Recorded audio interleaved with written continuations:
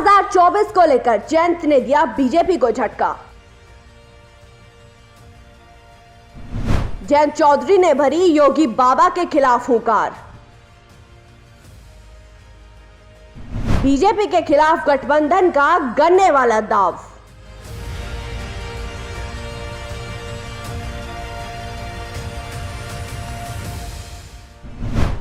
ताजपोशी में भी जयंत को याद आए साथी अखिलेश। यूपी में आजकल पश्चिमी और पूर्वी दोनों हवाएं चल रही है और 2024 के चुनाव को जीतने के लिए सभी पार्टियों के बीच जंग छिड़ चुकी है। आगाज हो चुका है 2024 के लोकसभा चुनाव का, जहां बीजेपी ने पूर्वांचल से अपने किले को मजबूत करने का निर्णय लिया, तो वहीं सपा मुखिया अखिलेश यादव भी उसी राह पर दिखे। उन्होंने भी पूर्वांचल से ही आगाज किया, लेकिन अब पश्चिम में आरएलडी प्रमुख जयंत चौधरी ने बीजेपी के खिलाफ आर पार की लड़ाई लड़ने का ऐलान कर दिया। अब तक पश्चिमी यूपी तक सिमटी जयंत चौधरी की पार्टी आरएलडी अब राजस्थान, मध्य प्रदेश और हरियाणा सहित कुछ अन्य राज्यों में भी चुनाव लड़ेगी। एक तरफ दिल्ली में जयंत चौधरी की ताजपोशी हो रही थी, लेकिन वहां भी जयंत को अपने साथी अखिलेश याद आ रहे थे। तभी तो जयंत चौधरी ने साफ कर दिया कि वो 2024 का चुनाव अखिलेश यादव के साथ मिलकर ही लड़ेंगे। उन्होंने कहा कि बीजेपी के साथ उनके गठबंधन की कोई संभावना नहीं है। हमारा गठबंधन है और उसी गठबंधन को मजबूत करने के लिए हम प्रयास करेंगे।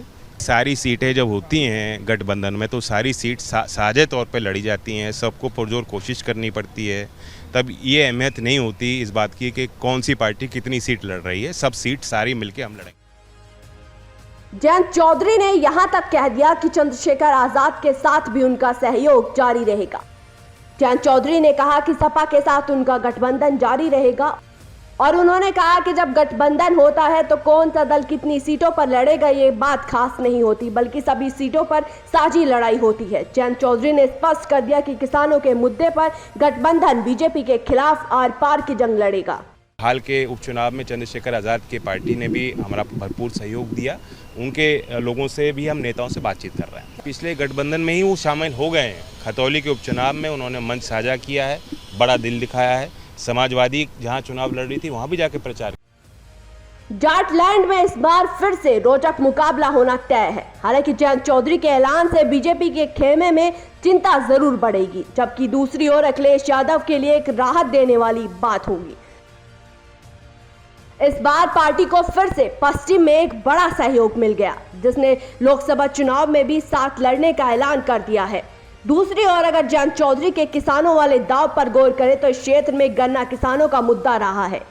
बीते कुछ दिनों से आरएलडी विधायक बीजेपी सरकार का जमकर विरोध कर रहे हैं। आरएलडी की मांग है कि गन्ना किसानों का पैसा समय से दिया जाए। इस दाव से जयंत चौधरी ने बीजेपी के खिलाफ बड़ी चुनौती पेश कर दी है।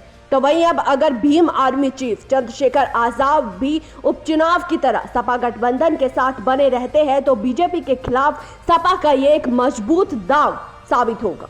तो अब देखना होगा कि 2024 में हेडपंप साइकिल मिलकर कमल को खिलने से रोक पाएंगे या फिर एक बार फिर से बीजेपी बाजी मार जाएगी। Bureau report, news 18 desk. सफलता की ओर न्यूज 18 के बढ़ते कदम, करोड़ों दर्शकों का पसंदीदा न्यूज चैनल न्यूज 18 अब जियो टीवी पर भी।